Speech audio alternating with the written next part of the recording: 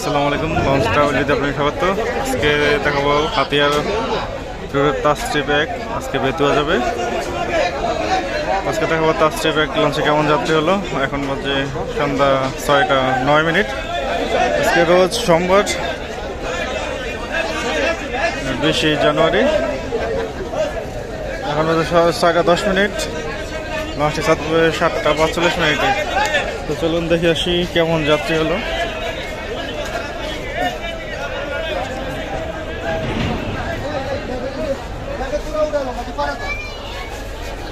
সামনের আলনিতে প্রচুর মালামাল রয়েছে,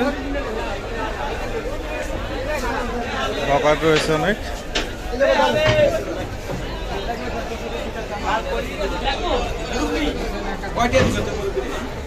তাজট্রিপ এক লঞ্চটি 6টা বাজেই লঞ্চটি পুরো হাউসফুল হয়ে গেছে। আরও প্রায় 1.5 ঘন্টার বেশি সময় বাকি আছে, মানে 2.5 ঘন্টা বাকি আছে লঞ্চটি ছাড়ার।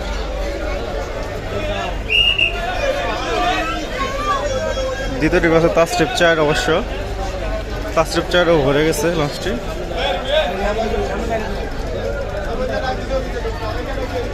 ডাইন পাশে শুধু হাঁটার জায়গা রয়েছে, এছাড়া পুরো সাইডে ফুল।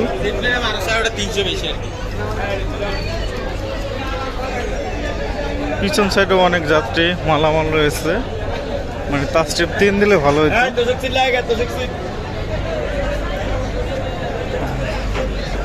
তোষক সিটও আছে, মানে তোষক সিট বলতে আপনার টিকিট দিবে আর হয়তো 100 টাকা থেকে 150 টাকা বেশি নেবে।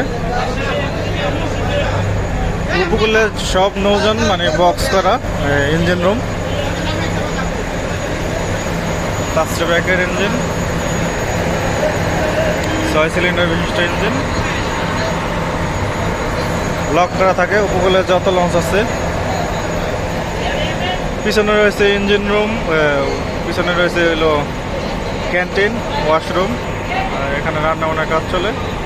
কেবিন যাত্রীরা চাইলেই কেবিন বয়কে অর্ডার দিলেই রান্না খাওয়ার যা যা দরকার হয় দিয়ে যাবে। এখন যাবো দোতলায়, চা কফির দোকান, কেকও আছে সাথে। আর সামনেটা আছে চিপস জুসের দোকান। এটা হচ্ছে চিপস জুসের দোকান। এখানে সব কিছুই পাবেন, পানি জাতীয় জিনিস। এখন যেমন দোতলায় তো আরও হাউসফুল থাকবে, কারণ নিচতলায় মালামাল উঠানো হয়, হাঁটাহাঁটি বেশি হয়। দোতলায় অনেকে দাঁড়ায় রয়েছে, জায়গা পাচ্ছে না।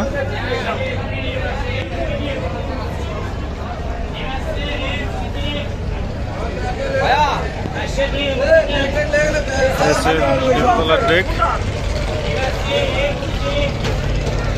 জায়গা না পেয়ে অনেকে চলে যাচ্ছে। এখন শীতের মৌসুম, ছাদে তো উঠতে পারবে না। শীতের মৌসুম না থাকলে অনেকে ছাদে জায়গা করে নিত। তো এই ছিল বেতুয়া রুটে আজকে তাজট্রিপ এক লঞ্চে কেমন যাত্রী হলো। পরবর্তী অন্য রুটের ভিডিও নিয়ে হাজির হবো। এখন সাথে থাকার জন্য হাঁটা যাচ্ছে না, তো ভিডিওটি তাই।